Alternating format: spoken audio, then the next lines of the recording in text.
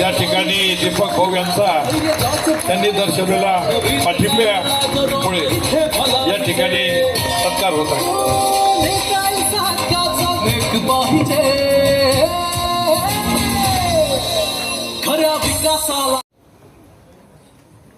कोपरगाव शहरातील सार्वत्रिक निवडणूक कोपरगाव नगर परिषदेची येत्या 2 डिसेंबर रोजी होऊ घातलेली आहे. या निवडणुकीच्या प्रचाराच्या निमित्ताने आपण शारदा नगर येथील सर्व मतदार बंधू आणि भगिनी या ठिकाणी मोठ्या संख्येने उपस्थित झालात. याबद्दल मी आपले सर्वांचे आभार मानतो. आणि आज या कार्यक्रमाच्या प्रमुख कार्यक्रम आपल्या या प्रचार सभेसाठी उपस्थित असलेल्या या कोपरगाव विधानसभा मतदारसंघाच्या प्रथम महिला आमदार सौ स्नेहलताताई कोले साहेब या उपस्थित आहेत. आणि त्याचबरोबर या स्टेजवर उपस्थित असलेले सर्व मान्यवर व उपस्थित असलेले सर्व मतदार बंधू भगिनींनो, या निवडणुकीसाठी कोपरगाव शहरासाठी या सार्वत्रिक निवडणुकीसाठी नगराध्यक्षपदाचे उमेदवार मान्य संधान पराग शिवाजी हे नगराध्यक्षपदासाठी उभे आहेत. आणि आपल्या या वार्डमधून वाजे वैशाली ताई विजय व त्याचबरोबर शिंदे संतोष माधव हे उभे आहेत. प्रत्येक मतदाराला वार्डासाठी 2 मतं आणि नगराध्यक्षासाठी 1 मत असे 3 मतं प्रत्येकाला द्यायची आहेत. आपण प्रत्येकाने 2 तारखेला सर्वांनी आपल्या सर्व कुटुंबातील सदस्य व इतर ठिकाणचेही जे कोणी मतदार असतील आपल्या ओळखीचे यांना घेऊन ते मतदान करायचं आहे. आपण ही जी निवडणूक लढवण्यात येत आहे ही निवडणूक आपल्या सर्वांचे मार्गदर्शक माननीय बिपिनदादा कोले साहेब व युवकांचे एक नेतृत्व करणारे आपले विकी भैया उर्फ विवेक बिपिनदादा कोले हे यांच्या मार्गदर्शनाखाली आपण या सार्वत्रिक निवडणुकीला सामोरे जात आहोत. कालच महाराष्ट्राचे मुख्यमंत्री माननीय फडणवीस साहेब यांच्या प्रचार सभेमध्ये एक विकी भैयांच्या नेतृत्वाखाली एक विश्वासनामा म्हणून एक पुस्तिका प्रकाशित करण्यात आलेली आहे. तिचं प्रेझेंटेशन काल सर्वांना दाखवण्यात आलेलं आहे. या विकासनाम्यामध्ये जे काही मुद्दे दिलेले आहेत मग आपल्याकडे येथे रस्ते वाहतूक असेल, आरोग्याचा प्रश्न असेल, पिण्याच्या पाण्याचा प्रश्न असेल किंवा इतर सोयी सुविधा असतील, युवकांचे प्रश्न असतील, या सर्व प्रश्नांची सोडवणूक करण्यासाठी आपल्याला विवेक भैया यांच्या नेतृत्वाखाली येथे आपण पॅनल उभा केलेला आहे. आणि या सर्व विकास कामांसाठी प्रचंड प्रमाणामध्ये निधीची आवश्यकता लागणार आहे. आपल्या या देशाचे पंतप्रधान माननीय नरेंद्रभाई मोदीजी व महाराष्ट्राचे मुख्यमंत्री माननीय देवेंद्रजी फडणवीस साहेब यांच्या मार्फत त्यांनी काल जाहीर सभेमध्ये आपणास आश्वासित केलेलं आहे का आपण जे काही येथे हे प्रेझेंटेशन दिलेलं आहे किंवा विश्वासनामा जो आपण सादर केलेला आहे याची सर्वस्वी जबाबदारी त्यांनी स्वीकारलेली आहे. आणि ही सर्व कामं करण्यासाठी आपल्याला नगराध्यक्षांसह आपल्या या कोपरगाव शहरातील जी आपले 30 उमेदवार उभे केलेले आहेत या सर्वांना प्रचंड मताने आपल्याला विजयी करायचा आहे. त्यासाठी आपण सर्वांची मदत आवश्यक आहे. आपण आपले मतदान तर करणार आहातच, आपल्या घरातील सर्व सदस्यांचे मतदान करणार आहात, परंतु त्याचबरोबर आपण फक्त शारदा नगर या प्रभागाच्या मतदानापुरतं मर्यादित न राहता आपण आपले नातेवाईक, आपले भाऊबंद किंवा आपले शेजारी यांची जी काही हे आहेत सहकारी त्यांचे पूर्ण कोपरगाव शहरामध्ये फिरून आपण त्यांच्याकडे जाऊन या आपल्या पक्षाचा भारतीय जनता पक्षामार्फत उभे राहिलेले जे काही नगराध्यक्ष आहेत आणि जे काही नगरसेवक आहेत यांचा प्रचार करून यांना जास्तीत जास्त मतं कशी आपल्याला मिळवता येतील यासाठी आपल्याला प्रयत्न करायचा आहे. त्यामुळे येत्या 2 तारखेला आपण कमळाच्या आपली जी निशाणी आहे ती कमळ आहे, या कमळाच्या बटन दाबून आपण जास्तीत जास्त मतांनी या ठिकाणी या सर्व आपण 2च उमेदवार किंवा नगराध्यक्षपद यासाठी प्रचार न करता सर्व एक नगराध्यक्ष आणि सर्व नगरसेवक यांच्यासाठी प्रयत्नशील राहावं आणि प्रचंड मताने विजयी करावं एवढं बोलून मी माझा 2 शब्द संपवतो. जय हिंद, जय महाराष्ट्र. बंधू आणि भगिनींनो, आज काल भारतीय जनता पार्टीने जो विश्वासनामा प्रकाशित केला तो आपण जर नीट वाचला बघितला तर आपल्या एक लक्ष येतं की विवेक भैया यांच्या मार्गदर्शनाखाली कोपरगाव शहरातील सुधारणा करण्यासाठी त्यांनी अतिशय चांगला सुरेख आराखडा मांडलेला आहे आणि ही योजना अंमलात आणण्यासाठी त्यांना भारतीय जनता पार्टीला बहुमताने त्यांच्या ताब्यात सत्ता आली पाहिजे. त्यासाठी आपण नगराध्यक्षपदासाठी उभे असलेले पराग साहेब, तसेच आपल्या वार्डातून सौवाई शिलाईताई वाजे, तसेच श्री संतोष भाऊ शिंदे यांना मतदान करताना त्यांच्या नावासमोरील कमळ या बटनावर आपण प्रेस करून त्यांना मतदान करूया. हा आपला फक्त विकासाच्या भागाचा आपण दृष्टिकोन व्यक्त केला. दुसरा एक दृष्टिकोन, कोले कुटुंबीय किंवा वार्डातील लोक त्यांच्या सत्ता असो किंवा नसो ते आपल्या कायम पाठीशी आहे. आपल्या जेव्हा अडचण आली किंवा काही झालं तर आता आपलं कर्तव्य आहे की आपणही त्यांना खंबीर साथ दिली पाहिजे आणि त्यांनी सांगितलेल्या उमेदवारांना निवडून दिलं पाहिजे. हेच मी माझं मनोगत व्यक्त करतो. धन्यवाद.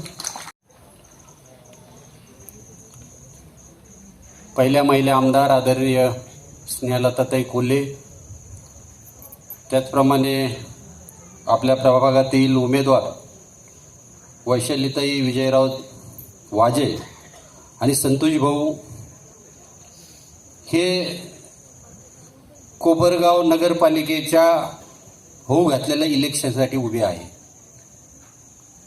आणि आज आम्ही सर्व तुमच्याकडे आलो याचं काही कारण आहे. मागच्या वेळेस जर आपण बघितलं 8 वर्षापूर्वी जेव्हा कोपरगाव नगरपालिकेचं इलेक्शन झालं त्यावेळेस आपले जवळजवळ 20 नगरसेवक कोल्हे पार्टीचे आले, पण नगराध्यक्ष आपला आला नाही.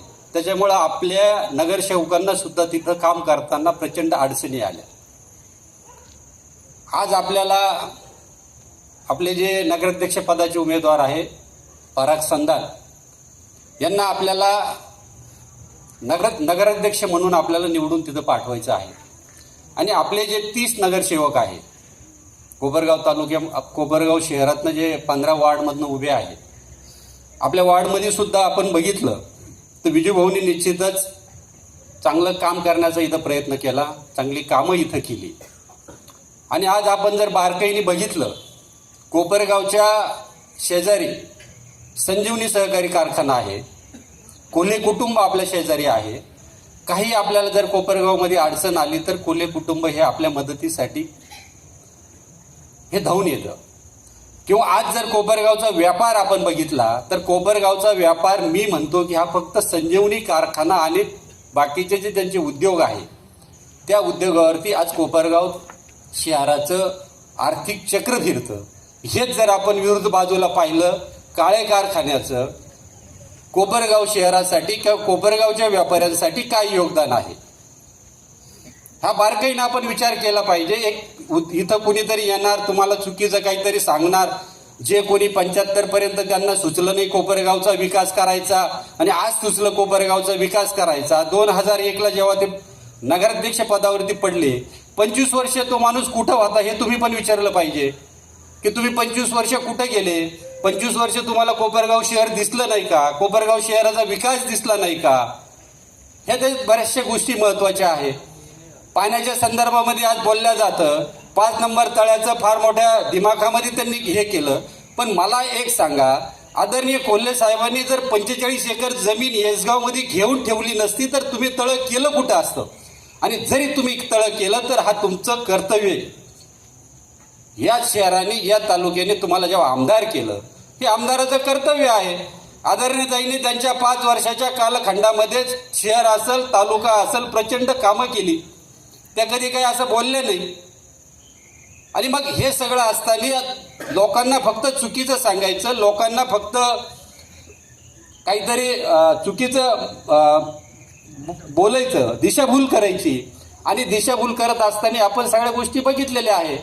आजही काय चालू आहे कोपरगावमध्ये पाहिलं तर त्यांचं काम काय आहे. 6 वर्ष झाले तुम्ही आमदार आहात. नगरपालिका 4 वर्षापासून तुमच्या ताब्यात आहे, कारण नगरपालिकेवरती प्रशासक हे 4 वर्षापासून आहे. मग 4 वर्ष झाले आमदार आणि सीओ हे दोघंच कारभार पाहत आहे.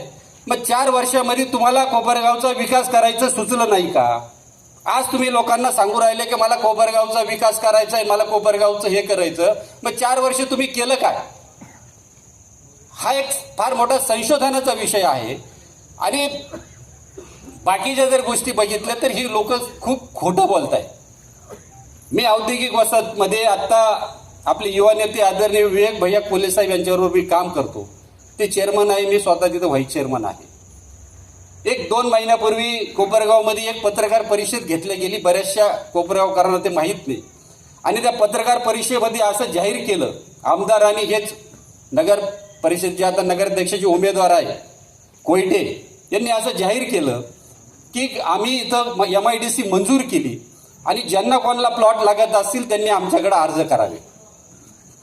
मला प्रश्न पडला की कोपरगाव औद्योगिक वसाहतच्या शेजारी अशी कुठली MIDC नाही. आदरणीय विवेक भैया असतील यांनी कोपरगाव औद्योगिक वसाहतला एक 36 एकर जागा सरकारने आदरणीय कोल्हे साहेबांच्या काळामध्ये मंजूर केलेली आहे. पण ती काही कारणास्तव त्यावेळेस औद्योगिक वसाहतने ती ताब्यात घेतली नाही. आजही ती त्यांना आम्हाला ती मिळते, पण फक्त ती जागा बदलून द्यावी याच्यासाठी आम्ही प्रयत्न करत होतो. आणि ते यांच्या कुठंतरी डोळ्यात खुपायला लागलं. म्हणून यांनी सांगितलं की आम्ही MIDC आणणार आहे. अहो, जे MIDCचं कुठं नाव नाही, जिला जागा नाही, मग जी MIDCला जर जागा नाही तर मग ते प्लॉट वाटते कसे? आणि युवकांना तुम्ही आव्हान करू राहिले, तालुक्यातल्या शहरातल्या युवकांना तुम्ही आव्हान करताय की ज्याला प्लॉट पाहिजे त्यांनी आमच्याकडे अर्ज करावे. मग माझं आमदारांना सुद्धा आपल्या मार्फत म्हणणं आहे की ज्या लोकांनी अर्ज केले असतील त्यांना तुम्ही फक्त प्लॉट द्यायची घोषणा करा किंवा त्यांना तुम्ही प्लॉट देऊन दाखवा. आता काही चुकीचं बोलायचं, शहरात यायचं, चुकीचं बोलायचं आणि लोकांची दिशाभूल करायची, हा सगळा प्रकार चालू झालेला आहे. आणि कोपरगावचा विकास करायचा, मग तुमचे 4 वर्ष 6 वर्ष कुणी हात धरले? इलेक्शन आल्यानंतरच त्यांना विकास आठवतो, कोपरगाव तेव्हाच आठवतं.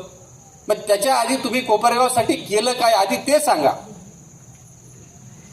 6 वर्षाच्या आमदारकीच्या कालखंडामध्ये आमदारांनी कोपरगावमध्ये काय केलं हे लोकांना सांगितलं पाहिजे की मी हे केलं.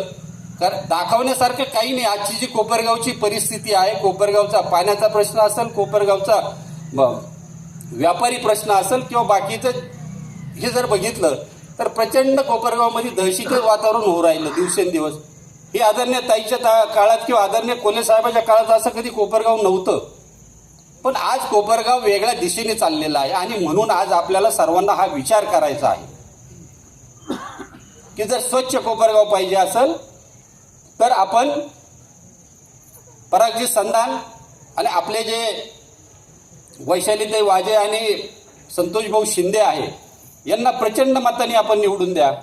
निश्चित काल भैया साहेबांनी जे विश्वासनामा किंवा विकासनामाच्या माध्यमातून त्यांनी जे काही आपल्यासमोर मांडलेलं आहे ते निश्चितच 5 वर्षामध्ये पूर्ण झाल्याशिवाय राहणार नाही. एवढंच आपल्याला एक त्यांच्या वतीने मी ग्वाही देतो आणि थांबतो. जय हिंद. 2 डिसेंबर रोजी होऊ घातलेल्या नगरपालिकेच्या निमित्ताने प्रभाग क्रमांक 5 मध्ये ही कॉर्नर सभा जी आयोजित केलेली आहे त्यासाठी आवर्जून उपस्थित असलेल्या कोपरगावच्या पहिल्या महिला आमदार माननीय स्नेहलताताई कोल्हे, आमचे मित्र माजी नगराध्यक्ष राजेंद्रजी शिंदे, त्याचप्रमाणे केशवरावजी भवर, या प्रभागातील आमचे कॉलेज जीवनातील मित्र वाकचौरे सर,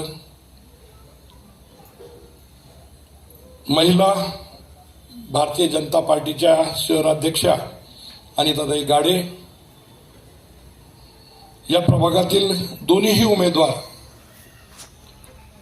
सौ वैशालीताई विजयराव वाजे व संतोषजी शिंदे, या ठिकाणी उपस्थित असलेल्या प्रभागातील आमचे मित्र अन्सार शेख,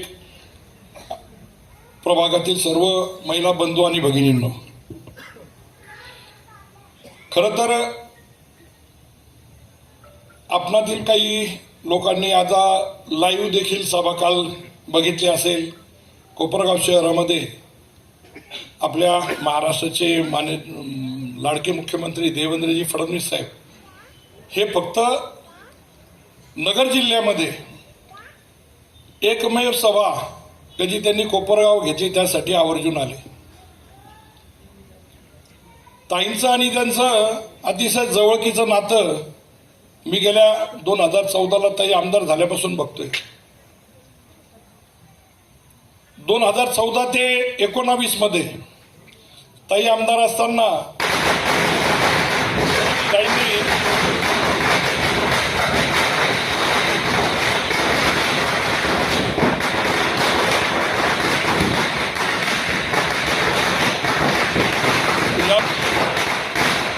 विजयराव यांचे बंधू दीपकजी वाजे यांचा फटाकड्याच्या आतषबाजीमध्ये या ठिकाणी आगमन झालेलं आहे. त्यांना मी विनंती करतो, त्यांनी कृपया या ठिकाणी स्टेजवर यायचं आहे. त्यांनी अतिशय मोठ्या मनाने आजच विवेक भैयाच्या नेतृत्वाला साथ घालून, त्यांच्या हाकेला साथ घालून त्यांनी या ठिकाणी आपले उमेदवार परागजी संधान यांना त्या ठिकाणी पाठिंबा दर्शवलेला आहे. त्यांचे भारतीय जनता पार्टी कोपरगावच्या वतीने मी त्यांचे आभार मानतो, त्यांना धन्यवाद देतो. त्यांनी या ठिकाणी ताईंच्या शेजारी बसण्याची कृपा करावी. या दीपकराव,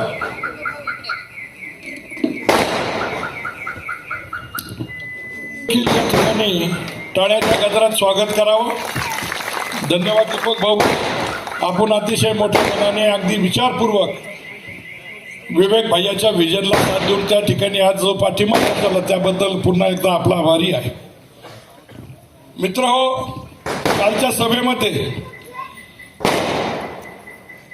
ताईंच्या सर्व मागण्यांना त्या ठिकाणी मुख्यमंत्री साहेबांनी आपल्याला आश्वस्त केलेलं आहे. कोपरगावचा जो व्हिजन आहे, विकासनामा त्या ठिकाणी प्रसिद्ध झालेला आहे. त्या विकासनाम्याला देखील त्यांना लागणारा निधी त्या ठिकाणी त्यांनी कबूल केलेला होता. आपण सर्वांना माहिती आहे, कोपरगावामध्ये या भागामध्ये हे नवीनच वसलेलं श्रीनगर, पलीकडचं शारदानगर, या भागामध्ये यापूर्वी जी काही रस्ते झालेत, काही प्रमाणामध्ये बंद पाण्याच्या गटारी झाल्यात. हे बरेचसे प्राथमिक दर्जाचे जे मूलभूत गरजांचे कामं आहेत. माझ्या माहितीप्रमाणे आम्ही इथं नगराध्यक्ष असताना 2091 नंतर 2000 साली या ठिकाणी रॉ वॉटरच यायचं, पाईपलाईन देखील नव्हती. ती पाईपलाईन या भागातील सगळे रस्ते, मूलभूत गरजा, याची सुरुवात कोल्हे परिवाराचे जे उमेदवार या ठिकाणी निवडून आलेले होते त्यांच्या हातून, विजयरावच्या हातून या ठिकाणी बरेच कामं झालेली आहेत. आणि उर्वरित कामं देखील जर आपण आता विवेक भैयाच्या उभ्या असलेल्या टीममधील जे 2 शिलेदार या ठिकाणी उभे आहेत, विजयराव वाजे आणि त्यांच्या सुविध पत्नी वैशालीताई आणि त्यांच्याबरोबर संतोषजी शिंदे यांना जर या ठिकाणी नगरपालिकेमध्ये पाठवलं आणि त्याचबरोबर मागे झालेली चूक सुधारून नगराध्यक्षाचे जे उमेदवार आहेत परागजी संधान यांना जर पाठवलं, निश्चितच उर्वरित कामं देखील ते त्या ठिकाणी करतील याची मला खात्री आहे. तिघांचं निशाणी कमळ आहे. भारतीय जनता पक्ष हा देशातील नव्हे जगातील एक नंबरचा पक्ष आहे. आणि त्या पक्षामध्ये काम करताना ताई वेळोवेळी आम्हाला त्या पक्षाचे अनुभव सांगतात. त्या पक्षांची दिशा, एकंदरीत कामाचं स्वरूप, त्याची व्याप्ती आणि त्यांचं व्हिजन याच्यावरती आपण मोदी सरकारपासून म्हणजे देशामध्ये ते आहे, मोदी सरकार राज्यामध्ये आहे. आणि आपण जर स्थानिक लेवलला जर त्यांना त्या ठिकाणी सर्वजण पाठवली तर निश्चितच उर्वरित कामं होतील. आपण सर्वांनी जर विवेक भाईंनी उभे केलेल्या सगळ्या यादीमध्ये जर बघितलं, या कोपरगाव नगरीमध्ये जंगूशेठ आजमेरेपासून मग माधवराव आढाव असतील, बाळासाहेब सातभाई असतील, दिलीप दारुणकर म्हणजे मी स्वतः काय, राजेंद्र शिंदे काय, किंवा ऐश्वर्यताई सातभाई काय, त्याच्यानंतर विनोद राक्षेपर्यंतचे जे नगराध्यक्ष, मग बाबांना वाजे देखील त्या ठिकाणी नगराध्यक्ष होते. हे सर्वच नगराध्यक्ष तुम्हाला त्या दिवशी स्टेजवर दिसतील. ह्या ज्यांनी सामाजिक वसा घेऊन जे कुटुंब कोपरगावामध्ये कार्यरत आहे, त्या कुटुंबाचे जे वारस आहेत, का ज्या कुटुंबाला सामाजिक कार्याचा वसा आहे, असे सर्व उमेदवाराचे वारस देखील आपण त्या ठिकाणी स्टेजवर बघितलं. मग श्री आढाव असेल, आजमेरेच्या कुटुंबातील त्यांची सुषणा असेल, सुनबाई असेल, त्या ठिकाणी संजय सातभाईंची चिरंजीव म्हणजे बाळासाहेबांचा वारसदार विक्रमादित्य सातभाई असेल, किंवा या भागामधील देखील बाबा नानाचे जे वारसदार म्हणून आम्ही ज्यांच्याकडे पूर्वी पाहत होतो ते विजयराव वाजे असतील, किंवा आता दीपक भाऊ बरोबर त्यांनी त्यांचे लहान भाऊ आमच्या प्रभाग क्रमांक 4 मध्ये पाठवलेले आहेत, असे आकाश वाजे असतील. हे सर्वच जण तुम्हाला या व्यासपीठावर त्या दिवशी दिसले असतील. म्हणजे उमेदवार निवडताना देखील विवेक भाईंनी असं समन्वय साधलेला आहे. जवळजवळ 16 नवीन उमेदवार दिलेले आहेत, का जे कोरा चेहरा आणि नवीन उमेदवार, त्यांना उमेदीचे उमेदवार जे समाज कार्यामध्ये कार्यरत असतात, असे जवळजवळ 16 उमेदवार दिले. 8 ते 9 अतिशय तरुण उमेदवार दिले. आणि त्यांना मार्गदर्शक म्हणून काही सिनियर देखील उमेदवार त्या ठिकाणी दिलेले आहेत. समोरच्या उमेदवारांनी सांगितलं की 50 वर्ष झाले मी त्या कोपरगाव नगरीमध्ये राजकारण करतो. त्या 50 वर्षाचा कार्यकाळ त्यांचा हा कोल्हे परिवाराच्या आशीर्वादानेच त्या ठिकाणी साधलेला आहे. त्या ठिकाणी असलेले पद्माकांतजी कुदळे देखील त्या दिवशी स्टेजवर आले. दोघंही नगराध्यक्ष का जे शंकरराव कोल्हेंच्या आशीर्वादाने आम्हाला सिनियर असलेल्या पिढीमध्ये या आशीर्वादाने त्या ठिकाणी नगराध्यक्ष झालेला आहे. आपण जमलोय वैशालीताई वाजे, विजयराव वाजे आणि संतोष भाऊ शिंदे यांच्या कॉर्नर सभेसाठी आपण या ठिकाणी जमलो आहे. त्यांना निवडून देण्यासाठी या ठिकाणी ही कॉर्नर सभा आहे. खऱ्या अर्थाने जर बघितलं तर मागच्या काळात जेव्हा ताई आमदार होत्या तर त्यांच्या कार्यकालामध्ये कोपरगाव शहरामध्ये आणि तालुक्यामध्ये एवढी प्रचंड अशी कामे झाली. ती कामे मागील आपण लोकप्रतिनिधी बघतोय 5-6 वर्ष झाले, परंतु अशी ठोस कामे एकही कोपरगाव शहरात किंवा तालुक्यात त्यांच्याकडे दाखवण्यासाठी नाहीये. आणि आत्ताचे जे आपले नगराध्यक्ष पदाचे उमेदवार आहे सन्माननीय परागजी संधान साहेब, हे एक अष्टपैलू असं नेतृत्व आहे, एक सुशिक्षित असं नेतृत्व आहे जे कोपरगाव शहराला एक नवीन दिशा देऊ शकतं.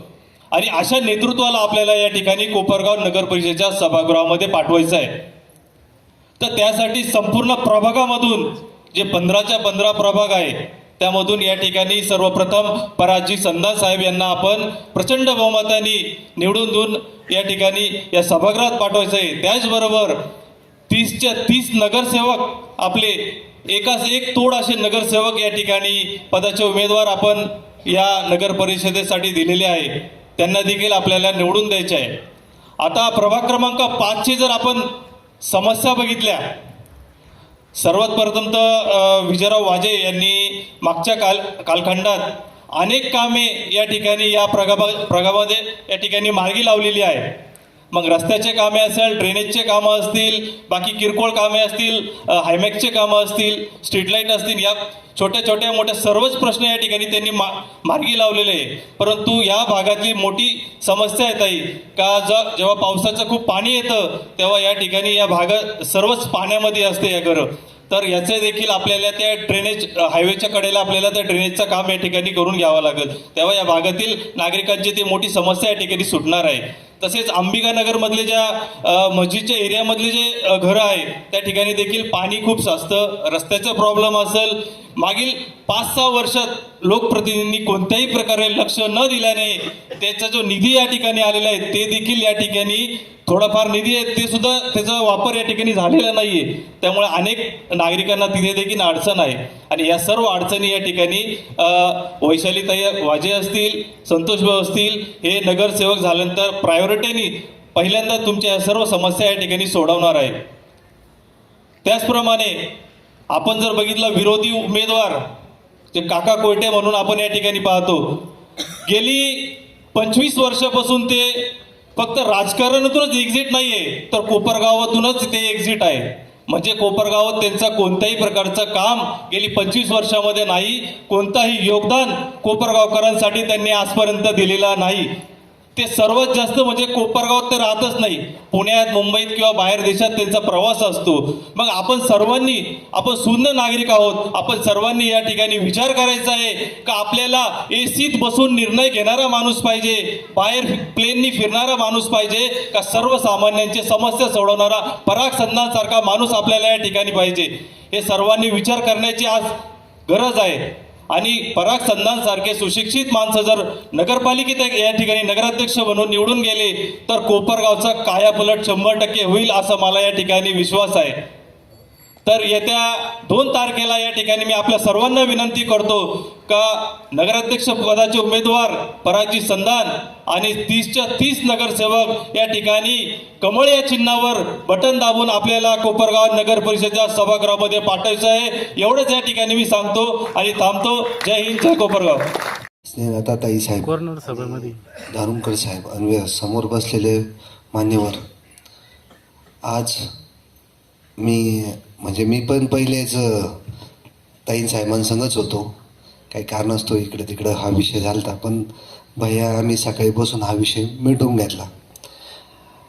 आज आमच्या वहिनीचा इथं जो आपला वाढ आहे वैशालीताईंचा, वहिनींचा तर त्याच्यासाठी सभा आपण आयोजित केलेली. आमच्या वहिनीला तुम्ही भरवच मताने विजय करा ही आमची नम्र विनंती. आणि तसेच संतोष भाऊ शिंदे यांनाही आणि परागजी संधान साहेब यांना अध्यक्षपदासाठी मतदान करा विनंती. त्याच्या साक्षीने होत आहे. श्रीनगर, शारदानगर येथील उपस्थित मतदार बंधू भगिनींनो, आपल्या या कॉर्नर सभा आहे ती संतोषभाऊ शिंदे आणि वैशालीताई विजयभाऊ वाजे आणि आमचे नगराध्यक्षपदाचे उमेदवार परागजी संधान यांच्या उमेदवारीच्या निमित्ताने आपण घेतो आहे. आपल्या कार्यक्रमाचे अध्यक्ष श्रीधर वागचोरे साहेब आहेत आणि आत्ताच दीपक भाऊंनी आजच आपल्या नगराध्यक्षपदाच्या उमेदवाराला पाठिंबा दिलेला आहे आणि त्यांच्याच या वहिनी आहेत. त्याचबरोबर दिलीप भाऊ दारुणकर असतील, राजाभाऊ शिंदे असतील, ही सगळी मंडळींनी स्वर्गीय कोल्हे साहेबांच्या बरोबर काम केलं, माननीय बिपिनदादांबरोबर नगरपालिकेत काम केलं आणि खूप जीव लावून काम केलं, अशी ही अनुभवी मंडळी इथं उपस्थित आहेत. आणि आपलं मागच्या वेळी या वॉर्डाचं नेतृत्व विजयभाऊ वाजे यांनी केलं. तसेच केशवराव भवर साहेब आहेत, त्यांनी औद्योगिक वसाहतीत आमच्याबरोबर काम करत आहे. ज्यांनी आपलं मनोगत व्यक्त केलं ते बाबूराव भाऊ जपे, तसेच जालिंदर भाऊ सोनवणे, एकनाथ भाऊ जाधव, भाऊराव देशमुख, लोहाटे सर, नानासाहेब पाटील सर, तसेच शंकरराव उकिडे, भगिनाथ उकिडे, देवकर सर, तसेच प्रामुख्याने इथं उपस्थित आमच्या भारतीय जनता पार्टी महिला आघाडीच्या अध्यक्षा, शहराध्यक्षा सौ अनिताताई गाडे, निसारभाई आणि त्याचबरोबर या वाजे परिवारातून नानी ज्यांना आपण म्हणतो त्या ताराबाई वाजे यांनीही खूप चांगलं काम नगरपालिकेत केलेलं आहे. त्याही इथं आपल्या सुनबाईंना आशीर्वाद देण्यासाठी उपस्थित आहेत. प्रभाग क्रमांक 5चे सर्व मतदार बंधू भगिनींनो आणि पत्रकार बांधव, वाजे परिवारातून अनेकांनी नगरसेवक पद भूषविलेलं आहे. त्याच्यात बबनांनी सुद्धा नगराध्यक्षपद भूषवलेलं आहे. त्याचबरोबर आणि ह्या सर्व मंडळींनी स्वर्गीय कोल्हे साहेबांच्या नेतृत्वाखाली काम केलेलं आहे. आणि आपला परिसर हा संजीवनीला लागून आहे. कोपरगाव शहर हे संजीवनी उद्योग समूहाला लागून आहे. आणि त्यामुळे आम्ही हाकेच्या अंतरावर हक्काची माणसं असा आमचा परिवार आहे, असं मी या निमित्ताने म्हणेन. आणि दिलीप भाऊ, आपण बघितलं नगर जिल्ह्यात फक्तच कोपरगावकरांसाठी मुख्यमंत्र्यांनी सभा दिली. किती भाग्यवान आहात आपण. आणि सीएम साहेबांनी सांगितलं तुम्ही मत द्या, काम करण्याची जबाबदारी मी घेतो. सीएम साहेबांच्या सहीशिवाय कुठलेही कामं मंजूर होत नाही, इतकं तर आपल्याला सुज्ञ मतदारांना नक्कीच समजतं. आणि म्हणून आपलं मत आपल्याला वाया घालवायचं नाहीये. अचानक जे मंडळी समोर उभे राहिले ही शेवटच्या दिवशीपर्यंत विवेक भैया बरोबर चर्चा करत होते की आपण असं करू तसं करू, तुमचे उमेदवार सांगा, इकडचे सांगा, तिकडचे सांगा. संपूर्ण माहिती काढून घेतली, विजन ऐकून घेतलं आणि मग दुसऱ्या दिवशी रंग बदलला. अशी भरोशाची माणसं ही नाही आहेत, हे लक्षात ठेवा. कोणावर भरोसा ठेवावा? तर अशा पद्धतीचे नेतृत्व आहे की ज्यांच्यावर स्वर्गीय कोल्हे साहेबांनी खूप काही त्यांनाही भरभरून दिलं, त्यांच्या पत्नीलाही नगराध्यक्ष केलं होतं. असं या परिवारातलं हे नेतृत्व आपल्या समोर इथं उभं आहे. त्याच्यामुळं आज आपण केंद्रात भारतीय जनता पार्टीचं सरकार, राज्यात आपलं सरकार आणि कोपरगाव मध्ये जर नगरपालिकेत आपलं सरकार असेल तरच खऱ्या अर्थाने आपला विकास होणार आहे. आणि म्हणून आपल्याला मत वाया घालवायचं नाहीये. आपले खूप विकास कामं आहेत, खूप प्रश्न पेंडिंग आहेत. आता भाऊंनी सांगितलं मगाशी, मला वाटतं निसारभाईंनी सांगितलं की इथं पाणी फार येतं, म्हणजे ड्रेनेज सिस्टीम आपल्याला सोयीने लावावं लागेल. दिलीप भाऊंनी सांगितलं पाण्याचा प्रश्न. खरं तर मी तळ नाही हो, धरणाला पाईपलाईन जोडून देणार होते शहराला. शेतकऱ्यांची दिशाभूल केली, कोर्टात गेले आणि शुद्ध आणि स्वच्छ पाणी देण्याऐवजी स्वर्गीय कोल्हे साहेबांनी ज्या जागा दूरदृष्टीने घेऊन ठेवल्या होत्या तिथं तळ्याचे प्रयोग करायला गेले. त्या तळ्याच्याही कामात करोडो रुपयाचा भ्रष्टाचार झाला. त्याच्यामुळं काल मुख्यमंत्र्यांकडे ते मंटाला म्हणून जे समाजसेवक आहे पाणी प्रश्नासाठी लढणारे, त्यांनी या भ्रष्टाचाराची चौकशी व्हावी म्हणून पत्र दिलं. आणि त्याच्यामुळे 4 वर्ष तर नगरपालिकेत कोण होतो? अधिकारी आणि आमदारच. सारखी टक्केवारी कार्यक्रम चाललेला होता आणि आपली घरपट्टी आणि पाणीपट्टी याची उधळपट्टी त्यांनी केलेली आहे. आणि त्याच्यामुळे सुज्ञ मतदार बंधू भगिनींना माझी कळकळीची विनंती आहे की आपल्या मागे जर का मुख्यमंत्री असेल तर आपलं एकही मत वाया गेलं नाही पाहिजे. आणि म्हणून आणि या वाजे परिवाराला तर सगळ्यांना नगरपालिकेचा खूप अनुभव आहे.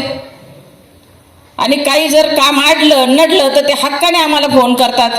आणि म्हणून आपल्याला सगळ्यांना समजलं पाहिजे या कोपरगाव बाजारपेठेची भरभराट सुद्धा कुठे होते तर संजीवनी उद्योग समूह, संजीवनी एज्युकेशन इन्स्टिट्यूट, इथे राहणारे सगळे आपले जे काही एज्युकेशन इन्स्टिट्यूटचा कारभार ते एवढा मोठा झालेला आहे की कोपरगावात जेवढे काही बिल्डिंग आहे, जेवढे काही फ्लॅट आहे, तिथे मुलांना शिक्षणासाठी लोक राहायला येत आहेत. आणि म्हणून राहायला येणारे टीचर्स असतील, इतर पालक असतील, यांच्यामुळे आपली बाजारपेठ फुलत आहे.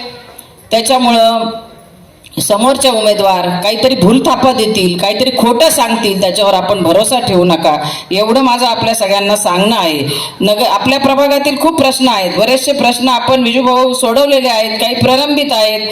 आणि हे सगळे प्रश्न सोडवण्यासाठी आपल्या सगळ्यांना आपलं पवित्र मत कमळ या चिन्हावर दिलं तर निश्चित आपले प्रश्न मार्गी लावणार आहे. मी सुद्धा तुम्हाला हक्काने भेटणारे आहे हो. हे आमच्या उमेदवार ताई तर भेटतीलच, सगळ्यांना माहिती विजूभाऊ कुठे राहतात, चला तिकडे. वैशाली ताई तर त्यांच्या विजूभाऊपेक्षा जोरदार कामं करतील. बाई माणसाचं काम तुम्हाला माहिती आहे. अहो मी 5 वर्ष आमदार झाले, कंबर खोचून काम केलं, जेवण तहान भूक विसरून मी काम केलं. आणि म्हणून कोपरगावात आपण 2 पोलीस स्टेशन करू शकलो, एक ग्रामीणला वेगळं, शहराला वेगळं, एसटी स्टँड करू शकलो नवीन. त्याबरोबर नगरपालिकेची बिल्डिंग तर पडायला झाली होती, पूर्ण वरून ढासळत होतं सगळं, ती नगरपालिकेची बिल्डिंग आपण नवीन केली. असे खूप काही कामं करता आले मला. आणि पोलीस स्टेशनच्या पोलीस वसाहतीत एकदा गेले, त्या महिला रडत होत्या पोलिसांच्या बायका. त्या म्हणे ताई आमची इतकी वाईट अवस्था आहे का कधी अंगावर घर पडेल. ती पोलीस वसाहत मंजूर केली. पोलीस स्टेशनचं कामं खूप कामं. आणि कोपरगावला कधी काही अचानक प्रसंग आला, कुठं आग लागली तर हक्काने संजीवनी उद्योग समूहाचं अग्निशामक यायचं, हक्काने बोलवलं जायचं. परंतु स्वतःच नगरपालिकेचं अग्निशामक पाहिजे, त्याचबरोबर तिथं ड्रायव्हरची वर सोय पाहिजे राहायची. इतक्या फायर स्टेशनच्या सुद्धासाठी मी निधी उपलब्ध केला. आणि बाई माणसाला तर बारीक सारीक कामाची माहिती असतील, पडेल ते काम करायचं. आपला सगळ्यांचा स्वभाव काय आहे, पडेल ते काम करायचं, दिवस उगवला का कामाला लागायचं. त्याच्यामुळे विजू भाऊपेक्षा वैशाली ताई जोरात काम निश्चित करणार आहेत. आणि संतोष भाऊ जोडीदार आहेत, शिंदे भाऊ. तर अशी चांगली माणसं निवडून द्या. हाकेच्या अंतरावर हक्काचा माणूस पाहिजे. ते हक्काची माणसं आहेत ही तुमच्या. आणि आम्ही तर कायमच्या हक्काचे आहोत. तुम्ही 10 जणी माझ्याकडे घरी येऊ शकता, बोलायला, म्हणायला, भांडायला, सांगायला, मांडायला. मी हेच केलं मंत्रालयात. प्रत्येक मंत्रालयात मंत्र्यांकडे जाऊन भांडले, मांडलं सगळं. आणि म्हणून अनेक वर्ष प्रलंबित असलेला कोपरगाव ग्रामीण आपल्या शहराला मला जोडता आला. ज्यावेळी मी साहेबांना सांगितलं की कोपरगाव ग्रामीण हा जो भाग होता, तिथं खरं ग्रामपंचायतही नव्हती, शहरातही नव्हती, बिचाऱ्या लोकांची खूप हाल होत होती, तो आपल्या शहराला जोडला. त्यांच्या जागेची प्रॉपर्टी व्हॅल्यू वाढली, त्यांचे प्रश्न नगरपालिकेच्या माध्यमातून सुटले. त्यामुळं त्यासाठी मी कालच मुख्यमंत्र्यांचे आभार मानले. पण जेव्हा मी हे काम केलं आणि साहेबांना सांगितलं, साहेबांनी इतका आनंद व्यक्त केला की आणि हळूच मला म्हणाले, स्नेहा तू माझ्यापेक्षा चांगलं काम करते. हा सासऱ्यांचा आशीर्वाद मला मिळाला, कारण मला त्यांचा धाक होता. त्यांनी खूप काम केलेलं आणि मला प्रथम महिला आमदार म्हणून काम आपण पसंती दिलेली होती. मग मला सारखं वाटायचं की या सगळ्या पुरुष मंडळींना वाटायला नको की बाई माणूस आहे, कमी पडल, मला आपण कमी पडायला नको, म्हणून मी जोरात काम करत होते. तरी काल मुख्यमंत्र्यांनी आपल्याला कल्पना, एक खंत व्यक्त केली आपल्याजवळ की ताईंना आपण 400-500 मतं द्यायला कमी पडलात, नाहीतर माझी 3री टर्म असती आणि बरेचसे कामं मला करता आले असते. म्हणजे एक मत महत्वाचं असतं. मागच्या वेळी 20 नगरसेवक आपले आणि वरचं मत वेगळं. मला काय त्रास झाला मला माहिती आहे. आणि ती मुख्य अधिकारी बाई होत्या, त्याही माझ्याकडे रडत यायच्या. प्रमुख खुर्चीवर बसणारा माणूस जर का थोडा सेन्सेबल असेल, विचाराने थोडा शहाणा असेल, तर त्याचा उपयोग होतो काम करताना. आणि त्याच्यामुळं आम्ही दोघी एकमेकीला म्हणायचो, ताई चालायचंच, आपल्याला लढावं लागेल, रडून फायदा नाही. असं मुख्य अधिकारी बाई आणि मी, आम्ही दोघी बाई माणसं एकमेकी चर्चा करायचो. तर असं खूप झगडावं लागतं. पण आता इथे वैशालीताई पण नगरसेवक म्हणून काम करतील आणि विजूभाऊ करतील. पूर्ण वाजे परिवार, नानींनाही अनुभव आहे. त्यामुळे आपल्याला हक्काची माणसं आहेत. आपण एक चांगले उमेदवार इथं दिलेले आहेत. आणि त्याच्यात आज मनाचा मोठेपणा आमच्या दीपक भाऊंनी दाखवला. दीपक भाऊंच्या लक्षात आलं, त्यांचे काही प्रश्न होते लोकांचे, ते त्यांनी मांडले. ताई हे प्रश्न सुटत असतील तर माझी पाठिंब्याची तयारी आहे. विवेक भाईंशी बोलणं झालं आणि दीपक भाऊंनी पाठिंबा दिला नगराध्यक्षांना आपल्या. त्यांच्याही मनापासून मी आभार मानते. कारण कोणासाठी पाठिंबा द्यायलाही मनाचा मोठेपणा लागतो. जसा आमदारकीच्या वेळेस आम्हाला मुख्यमंत्र्यांनी सांगितलं की ताई हे सिटिंग सीट आपल्याला NCPला द्यावं लागेल, राष्ट्रवादीचा आमदार आहे, तुम्हाला थांबावं लागेल. आणि आम्ही थांबलो. आम्ही त्यांच्यासाठी आमदारकीला थांबलो, पण नगराध्यक्षासाठी त्यांना मन मोठं करता नाही आलं. हे त्यांचा मनाचा कोतेपणा. आणि त्याच्यामुळे राजकारणात हे चढउतार होत असतात. परंतु एक चांगले उमेदवार आपल्या समोर आहेत. पराग भाऊचं काम खूप चांगलं आहे. आपल्याकडे जसं हे श्रीनगर युवा प्रतिष्ठान असं आहे, तसं विजेता तरुण मंडळ, मला वाटतं त्या तिथलं गणपतीचं मंदिर जे आहे जपे हॉस्पिटलच्या शेजारी, त्या मंडळात त्यांनी काम केलं. युवक जसे पळतात, काम करतात, तसं त्यांनी काम केलेलं आहे. आणि कोपरगावमध्ये पाणी जेव्हा घुसलं व्यापाऱ्यांच्या दुकानांमध्ये, स्वतः पॅन्ट वर खोचून उतरून आपलं संजीवनीची यंत्रणा बोलून ते पाणी स्वतः उभं राहून काढलं. कोरोना काळात खूप काम केलं. विवेक भाईंबरोबर खूप काम केलं त्यांनी. कोरोना सेंटरच्या उद्घाटनाला स्वतः मुख्यमंत्री आले होते. पहिलं सॅनिटायझर आपल्या कारखान्यात निर्मिती झाली आणि मोफत सॅनिटायझर आपण सगळीकडे वाटलं. एवढंच नाही तर माझ्या महिला बचत गटांनी मास्क बनवले. जवळजवळ माझ्या माहितीप्रमाणे त्यावेळी एवढी मास्कची गरज होती, ती अचानक कुठं बनवायचे, तर आम्ही सगळ्या टेलरिंगचं काम ज्या करतात त्यांना पटापट सांगितलं मास्क बनवा, आणि आमच्या महिला भगिनींनी 2 लाखाचे मास्क बनवले, जवळजवळ दिलीप भाऊ मुंबईपर्यंत मास्क गेले. आणि माझाही नवा जन्म झाला हो कोरोनामध्ये मी मरता वाचले. 3 आठवडे मी जवळजवळ ऑक्सिजनवर होते, आणि शेवटी म्हटलं आता जाऊ द्यात, काय होईल ते होईल, पण देवा मला जर आपण वाचवलं परमेश्वरा, तर माझं आयुष्य मी समाजाला समर्पित करेल. आणि तसं झालं. आणि मला स्वतःला असं समाजासाठीच जगण्याची इच्छा आहे फक्त, कारण तोच नवा जन्म होता. इतकी वाईट परिस्थिती त्यावेळेस होती, आणि अशा परिस्थितीत विवेक भैयांनी कोरोनामध्ये झालेल्या पेशंटसाठी कोरोना सेंटर काढून खूप चांगल्या पद्धतीची सेवा केली. सामुदायिक विवाह असतात, गरीब माणसाच्याकडे लग्न करायला कोणी धावपळ करायला नसतं, तेही संजीवनी युवा प्रतिष्ठान करत असतं. हे सामाजिक बांधिलकी आमच्या माध्यमातून होत असते. स्वर्गीय गोले साहेबांचा आदर्श आहे, आणि म्हणून आमचे कार्यकर्ते तेवढे ताकदीचे आहेत. एक कार्यकर्ता मनाच्या विरुद्ध काही चुकीचं काम करणार नाही याची काळजी आम्ही सगळा परिवार घेत असतो. आणि म्हणून सगळ्यांना कळकळीची विनंती आहे. काल मुख्यमंत्र्यांनी आपल्याला कळकळीची विनंती केली, तुम्ही फक्त मत द्या, काम करायची जबाबदारी माझी आहे. तेव्हा विनंती आहे तुम्हाला, मत वाया घालू नका. कोण पाहुणा आला, कोण मेवणा आला, कोणी काय सांगितलं, याच्यापेक्षा आपली सदसद विवेक बुद्धी जागी ठेवा. महिलांना मुख्यमंत्र्यांनी काय सांगितलं, जोपर्यंत देवा भाऊ आहे तोपर्यंत महिलांची लाडकी बहीण योजना बंद होणार नाही, हे मुख्यमंत्र्यांनी काल सांगितलं. आणि म्हणून आपल्यासाठी मुख्यमंत्री इथं आले, जिल्ह्यात फक्त कोपरगावलाच आले, तर आपण सुज्ञ मतदार बंधू भगिनींनो, आपलं पवित्र मत आहे, आपलं विचाराचं मत आहे, विचारांती आहात, आपण सगळे विचारांचं मत देणार आहात. ते आपल्याला भारतीय जनता पार्टीचा सन्मान राखायचा आहे, आपल्या विचारांचा मंडळींचा सन्मान राखायचा आहे, मुख्यमंत्र्यांचा सन्मान राखायचा आहे. तर आपलं एक मत, उलट आपलंच मत नाही तर आपल्या ओळखीचे जे कोपरगावमध्ये सगळी मंडळी आहेत यांचंही मत आपल्याला गोळा करायचं आहे. ना आपल्या नगराध्यक्षाचे उमेदवार जे परागभाऊ आता आलेले आहेत त्यांना आपल्याला मतदान करायचं आहे. आपण या विघ्नार्थासमोर हे बोलत आहोत.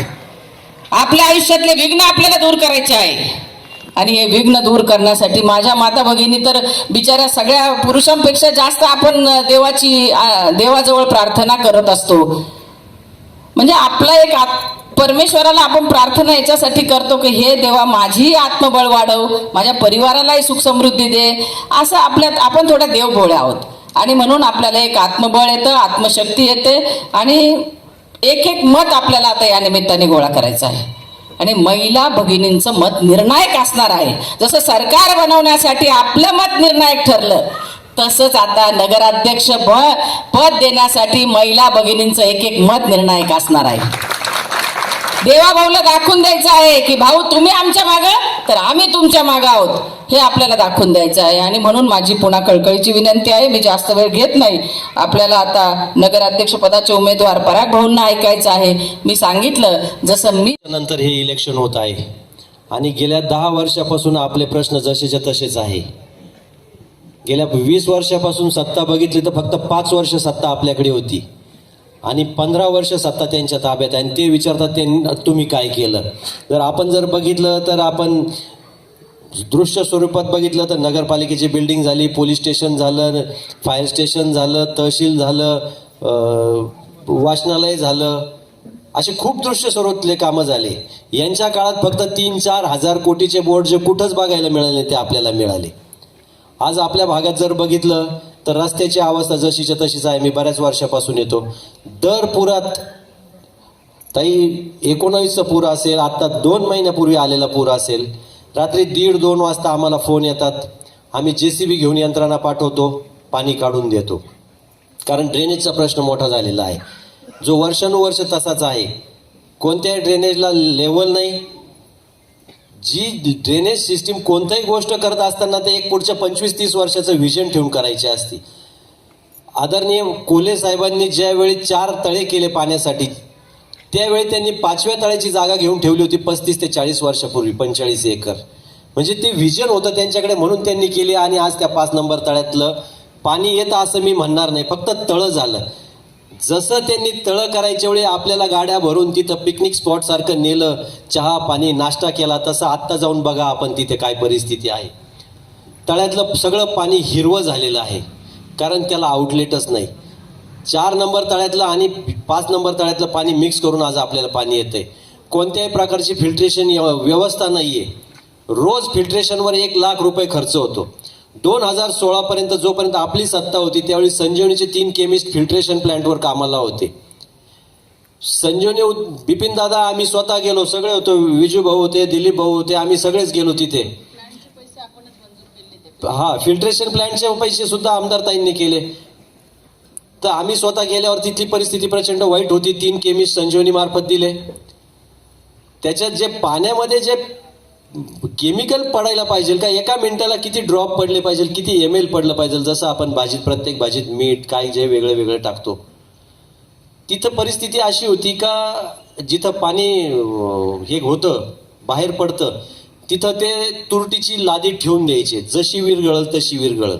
मग ज्याला विरघळून पाणी आलं, पहिली टाकी समजा मोठ्या टाकीत गेलं तर ते पाणी तुम्हाला चांगलं येणार, नंतरचं खराब पाणी लक्ष्मीनगरला जाणार, ते काय कोणाच्या हातात नव्हतं. मग दादांनी ते डोजिंग पंप दिले संजीवनी मार्फत, केमिस्ट ठेवले, रोजच्या रोज TDS हार्डनेस हे सगळ्या गोष्टी चेक होत होत्या, त्याचे रिपोर्ट येत होते, जेणेकरून आपल्याला पोटाच्या समस्या कमी झाल्या, पाणी चांगलं येत होतं. ते 5 दिवस 7 दिवस 8 दिवस होतं, पण चांगलं पाणी येत होतं. आज परिस्थिती अशी आहे की आत्ता आम्ही माहितीच्या अधिकारात माहिती काढली तर 4 वर्षात 75 लाख रुपये खर्च झाला आहे. साधारण 1 लाख रुपयाच्या आसपास पर डे त्यांचा खर्च आहे. जे केमिस्ट होते, आपली सत्ता आली नाही वर मागच्या 2016ला, त्यांना संजीवनीची ॲलर्जी, त्यांनी ते केमिस्ट काढून दिले, आपण संजीवनीत परत घेतले. आज 10वी 9वी शिकलेले मुलं तिथं आहे, ते कोणती गोष्ट करत नाही. त्यामुळे आज प्रत्येक जण आज आपण 20 रुपयाचा 40 रुपयाचा कॅन विकत घेतो, म्हणजे पर्यायाने गरज नसताना नुकसान होते. म्हणजे तुम्ही कॅन घ्या नका घेऊ, पाणीपट्टी घरपट्टी भरायचीच आहे आपल्याला. स्वच्छता नाही हो, रस्त्याचे कामं नाही हो, काय कोणी येऊ जाओ काही जरी झालं, 31/3ला आपल्याला घरपट्टी पाणीपट्टी ही भरायचीच आहे. नाही भरली गेली तर त्याच्यावर 2% शास्ती आहे. ती 2% शास्ती ही वर्षाला नाही महिन्याला आहे, म्हणजे ते सावकारी व्याज आहे. आणि गेल्या 5-7 वर्षापूर्वी ही घरपट्टी डबल केली होती का, तर डबल पैसे गोळा करायचे, याच्यातून भ्रष्टाचार करायचा आणि कामं करायचे. आम्ही 8 दिवस आम्ही सगळेच्या सगळे भारतीय जनता पार्टी, RPI व मित्रपक्षाचे सगळे लोक 8 दिवस आम्ही छत्रपती शिवाजी महाराज पुतळ्याजवळ उपोषणाला बसलो आणि तो निर्णय बदलावला की डबल पट्टी करायची नाही. ती पट्टी कुठंतरी आज थांबली. हा, आमदार ताईंनी मिनिस्टर साहेबांना सांगितलं की ही आवाजावी जे आहे ते कुठंही नाही महाराष्ट्रात, ते कोपरगावात का. तर आमदार ताईंच्या सहकार्याने ते आपल्याला तो एक फायदा झाला, नाही तर आज डबल पट्टी गेली असती. रस्त्यांचे कामं बघितले तर इतका भ्रष्टाचार आहे का, काम मंजूर झाल्यापासून 5% द्यायचे, काम घ्यायचं, त्यांच्या जवळचे कॉन्ट्रॅक्टर आहे, फक्त काही झालं का म्हणायचं संजीवनीचे यांचे कॉन्ट्रॅक्टर आहे. आज 90% कामं त्यांच्या कॉन्ट्रॅक्टरकडे आहे. नियमानुसार आज प्रत्येक जण आपण घर बांधतो, 21 दिवस आळे करतो आणि घरावर पाणी ठेवतो. प्रत्येक टेंडरमध्ये 10 लाखाच्या टेंडरमध्ये एक क्लॉज असतो का त्याच्यात 10,000 रुपये त्याला दिलेले असतात का, त्यांनी तिथे तो बोर्ड लावायचा असतो का ह्या 10 लाखामध्ये काय ट्रीटमेंट होणार आहे, रस्ता खंदायचा आहे का आहे त्याच याच्यावर काम करायचं आहे. कारण आज बऱ्याच ठिकाणी जर बघितलं, आधी आपल्या घराला 2 पायऱ्या चढून आपण घरात जात होतो, आता 2 पायऱ्या उतरून घरात जातात काही ठिकाणी. दरवर्षी रस्ते होऊन आपल्या पायऱ्या कमी होत चालल्या, पर्यायी 2-4 वर्षात त्या पायऱ्या सगळ्या संपून जाणार.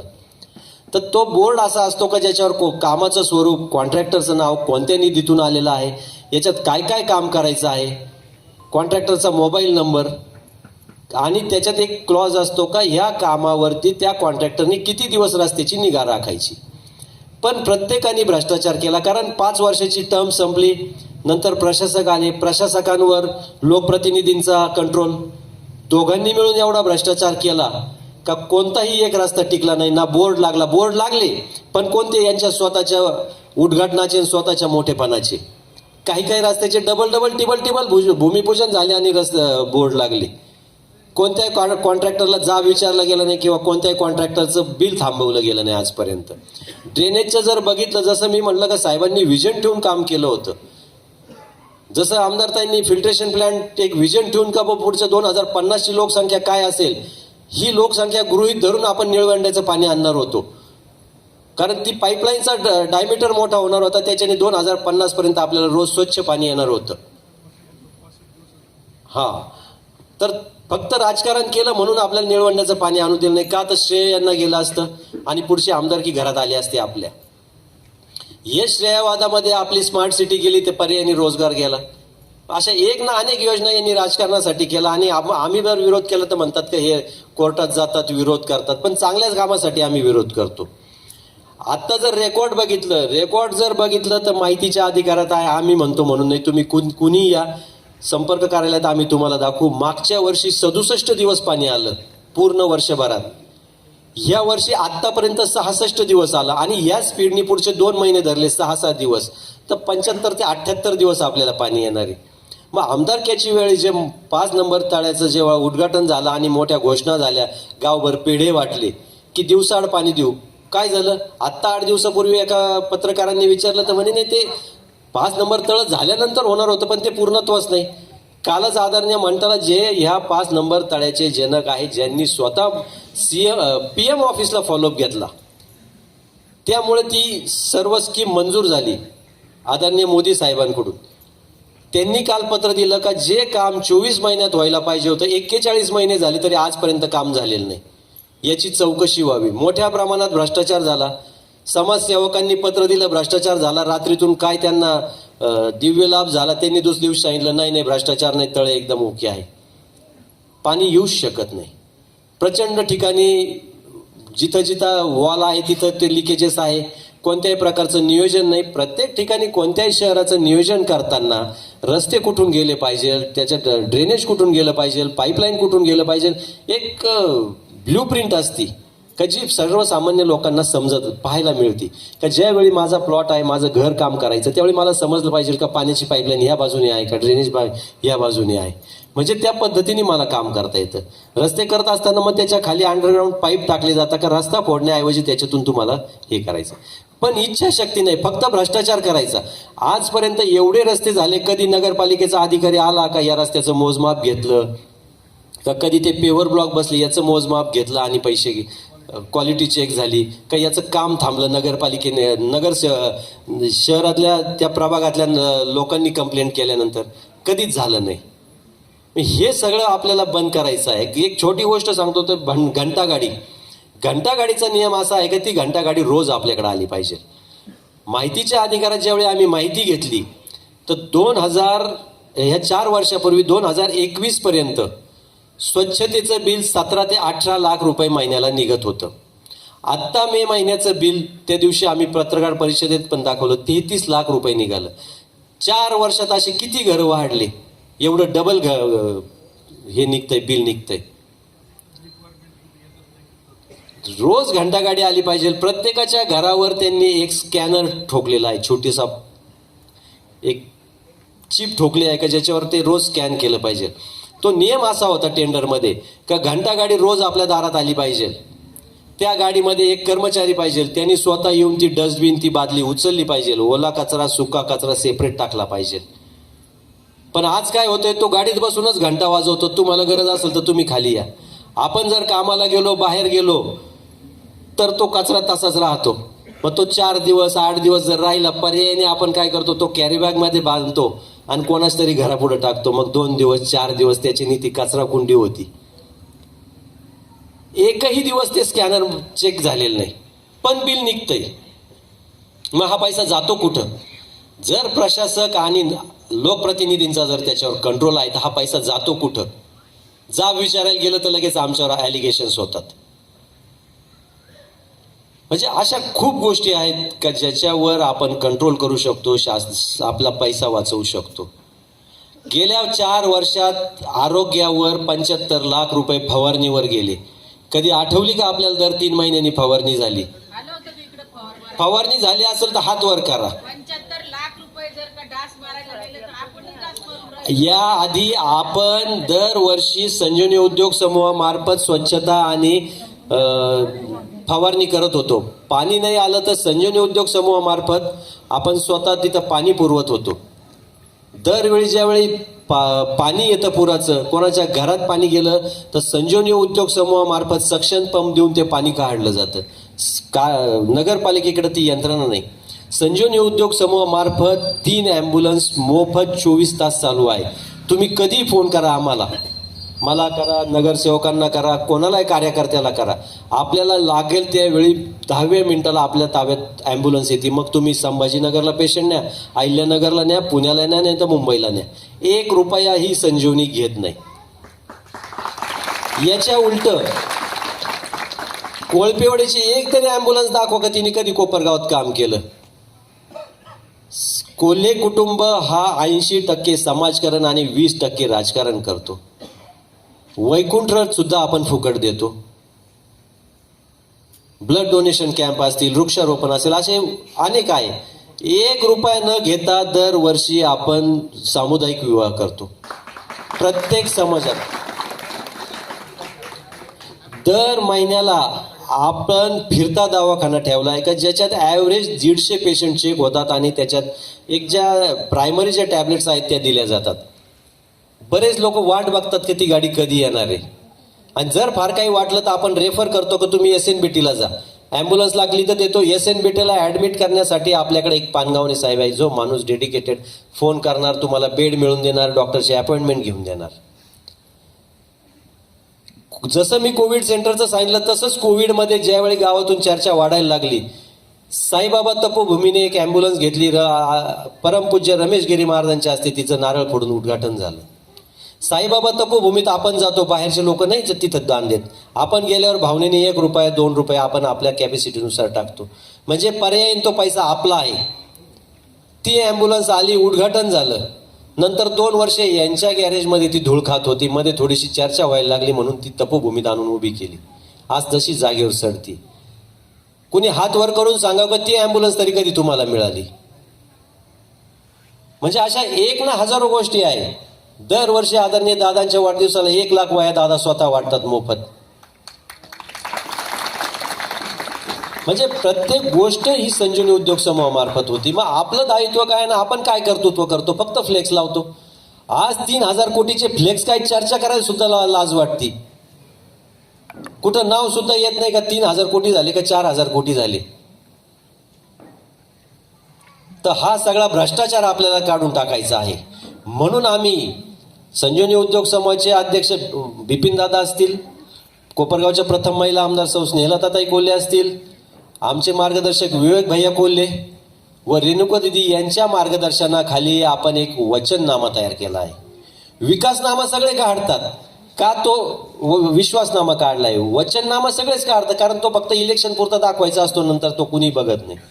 पण आम्ही जो काढला तो विश्वासनामा आहे का आम्हाला विश्वास आहे का आम्ही तो तुम्हाला सत्यात उतरवणार आहोत. आणि जर नाही उतरवला तर पार्लमेंटरीकडे आम्ही सगळ्यांनी आमचे राजीनामे दिले आहेत. ज्या दिवशी आम्ही चूक करू, भ्रष्टाचार करू, त्या दिवशी तुम्ही आमचा राजीनामा घ्या. कारण जे 30 आणि उमेदवार आणि मी एक दिला आहे, आम्ही 24 तास काम करणार आहे, 365 दिवस कोपरगावात राहणार आहे. आपल्या मागण्या खूप छोट्या असतात. काही उमेदवार म्हणतात का बाप मी फक्त मोठी कामे करणार. अहो आमच्या अपेक्षा फार छोट्या आहेत. ड्रेनेज लाईन नाही, रस्ते नाही, ड्रेनेज ब्लॉक झालं, पाणी नाही आलं, स्ट्रीट लाईट नाही लागली, मूलभूत गरजा. तर या मूलभूत गरजा सोडवण्यासाठी आम्ही काम करणार आहोत. जन्ममृत्यूची नोंद असेल, MSCB साठी दाखले घ्यायचे असतील, एका दिवसात येणार. त्यासाठी यायची सुद्धा गरज नाही. एक ॲप आपण तयार करणार आहोत ज्याच्यावरून आपण ते बुक करू शकतो आणि तो दाखला आपल्याला मिळू शकतो. स्वच्छतेसाठी आपण गाड्यांना GPS बसवणार आहोत का जेणेकरून ती गाडी आली का नाही हे समजलं पाहिजे, का ते ट्रॅक झालं पाहिजे. रस्ते स्वच्छ करण्यासाठी एक ऑटोमेटेड व्हॅन येणार आहे का ज्याच्याने ती डस्ट कलेक्ट होणार आहे. आज या झाडणाऱ्या बाया फक्त रांगोळी काढल्यासारखं झाडतात का फक्त दिसायला पाहिजे. नियम असा सांगतो का सूर्योदय झाल्या झाल्या यांनी झाडायचं असतं, ते 7 ते 8 वाजेच्या आत बंद करायचं असतं.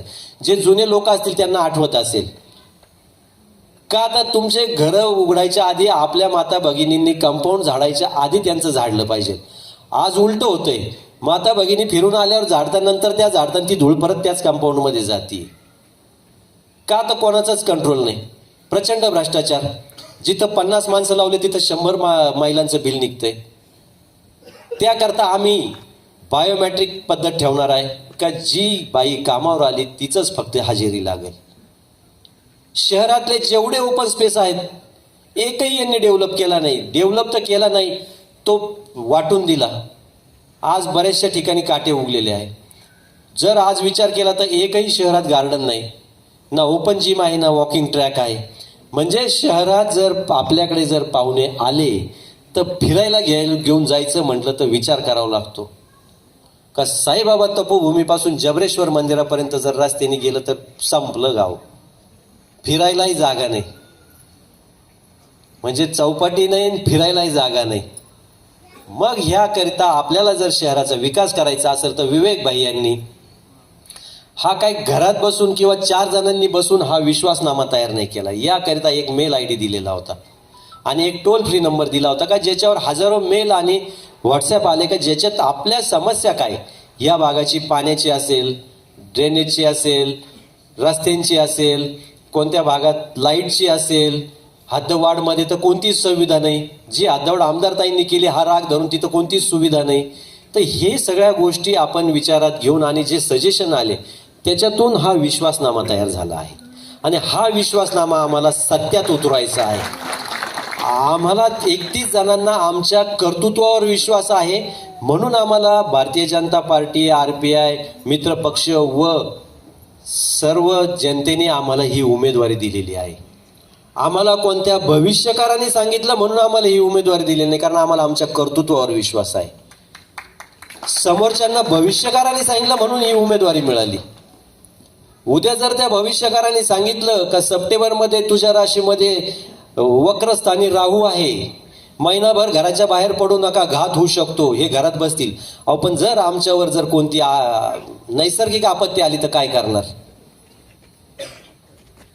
पण आम्ही काय आम्ही नास्तिक नाही, आम्ही पण देव करतो, पण भविष्यावर नाही, आम्ही कर्तृत्वावर विश्वास ठेवतो. आणि हे आजपासून नाही, 2006चा पूल आला, विजूभाऊ असतील, मी असं, त्यावेळी बबन अण्णा होते, आम्ही सगळ्यांनी त्यावेळी काम केलं. 2019च्या पुरातही काम केलं, कोविडमध्येही काम केलं. गेल्या 10 वर्षात जर बघितलं तर मला वाटतं मी दर महिन्याला इथं कोणत्या ना कोणत्या कार्यक्रमाला येतो. मग या मंदिराचा वर्धापन दिन असेल, दुसरे कोणते कार्यक्रम असतील, अंबिकानगरमधली नवरात्र गणपती असेल, प्रत्येक ठिकाणी येतो. हे आम्हाला चॅलेंज करता का तुम्हाला काय माहिती आणि काय नाही? अहो त्या भागातल्या समस्या आम्हाला माहिती आहे.